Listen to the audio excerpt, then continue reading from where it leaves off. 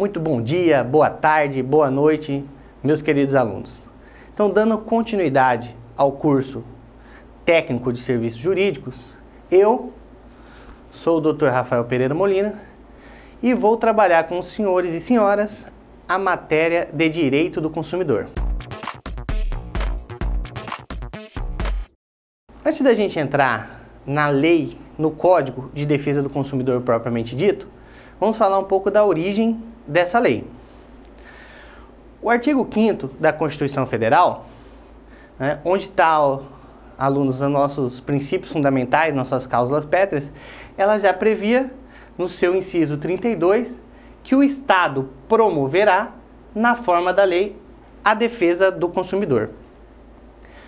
Também no artigo 170 da Constituição Federal, artigo que vai trabalhar a ordem econômica, ele também já nos trazia, no seu inciso 5º, que é um dos princípios, a defesa do consumidor.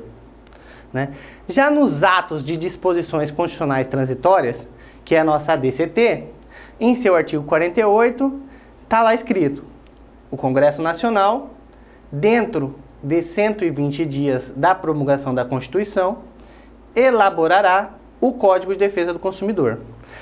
Então, daí nasceu, senhores e senhoras, o nosso Código de Defesa do Consumidor, a nossa Lei 8.078, de 11 de setembro de 1990. Para que a gente entenda, a quem se aplica o Código de Defesa do Consumidor, quem faz parte dessa relação de consumo, precisamos saber o seguinte: quem é consumidor? Quem está amparado pelo CDC? Eu sou consumidor? Você é consumidor? Ou eu sou fornecedor? Você é consumidor? Então, todos esses itens têm que ser resolvidos para que a gente entenda quem faz parte dessa relação de consumo. Dentro desse contexto, nós vamos trabalhar alguns artigos do Código de Defesa do Consumidor que se destacam e entendo ser importantíssimos para os senhores e para as senhoras. Vamos lá? Artigo 2º. Consumidor é toda pessoa física ou jurídica que adquire ou utiliza produto ou serviço como destinatário final. Então, muito se pensa, às vezes, que consumidor é só aquela pessoa física, Mas o código é bem claro.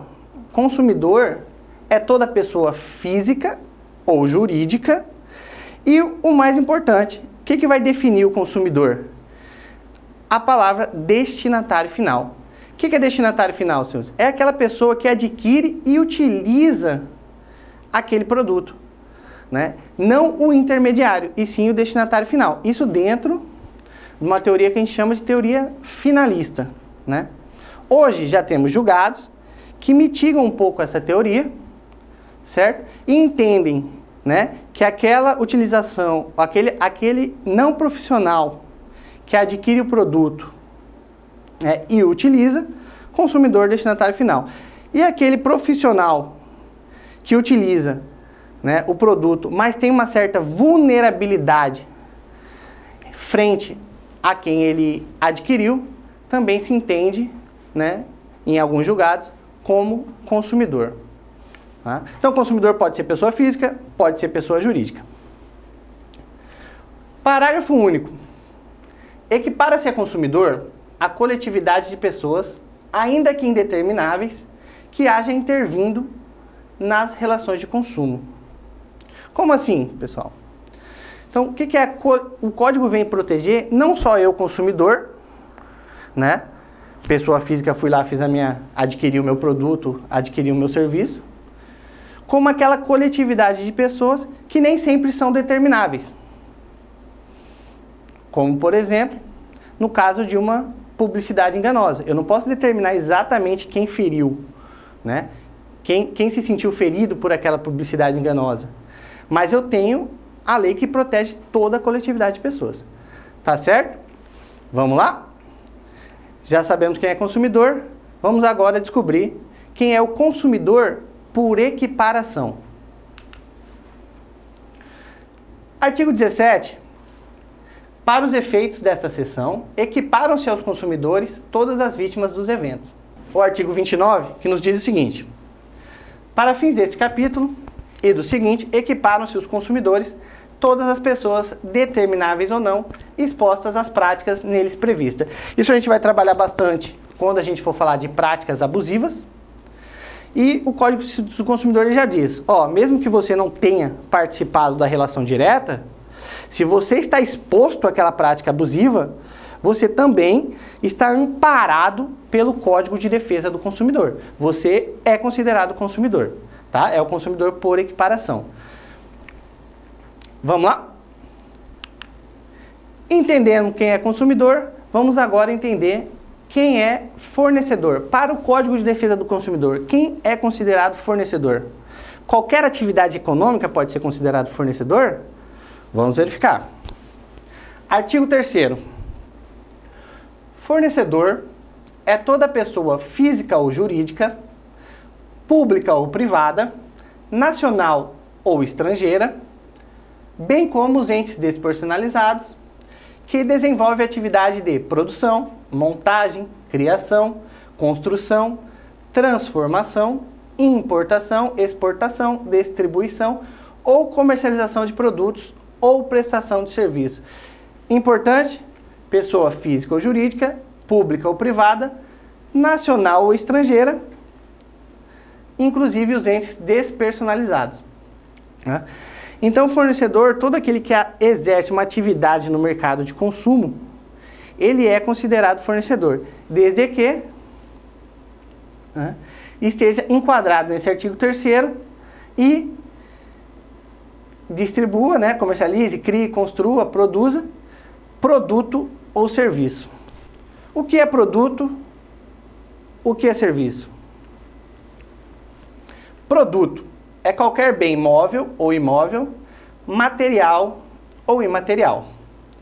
Então, para o Código de Defesa do Consumidor, o produto ele tem uma definição muito abrangente.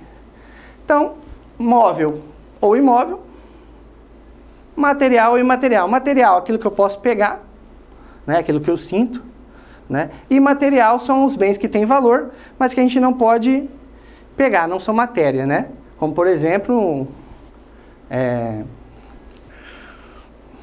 uma poesia, um direito autoral, uma coisa que não é material, Ele tem aquele valor, mas eu não posso pegar. Imóvel, imóvel é aquilo que para se locomover precisa de algo externo,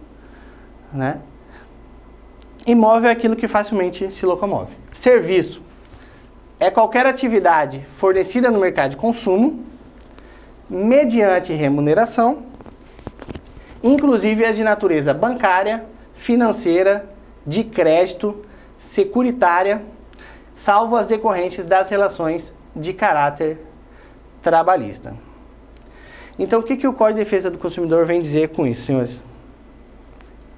Então, toda essa atividade, no mercado de consumo, produto, serviço, para estar dentro, para estar englobado pela proteção do Código de Defesa do Consumidor, tem que estar enquadrada nas atividades desse artigo.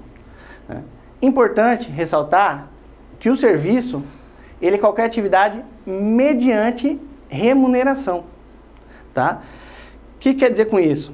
É a atividade que eu vou lá, eu contrato, uma empresa ou até uma outra pessoa física para que preste um serviço, na minha casa, na minha residência ou qualquer outro tipo de serviço, e eu remunero essa pessoa por isso ou essa empresa por isso. Então, ela é considerada, prestadora de serviço nos termos do Código do Consumidor. Por que eu estou dizendo isso? Porque, por exemplo, aquilo que a gente tem com impostos, e tributos, a gente não pode considerar como prestação de serviço para o Código de Defesa do Consumidor. Como, por exemplo, a segurança pública, a saúde. Eu não posso reclamar da saúde utilizando o Código de Defesa do Consumidor, não vai se aplicar. Agora, já no caso dos serviços públicos que são remunerados, principalmente por meio das concessionárias, serviço de água, energia elétrica, né? São exemplos de atividades, mesmo sendo serviços públicos, como são remunerados, né? A gente paga para isso e não é só tributo, certo? São considerados como prestação de serviço nos termos do Código de Defesa do Consumidor.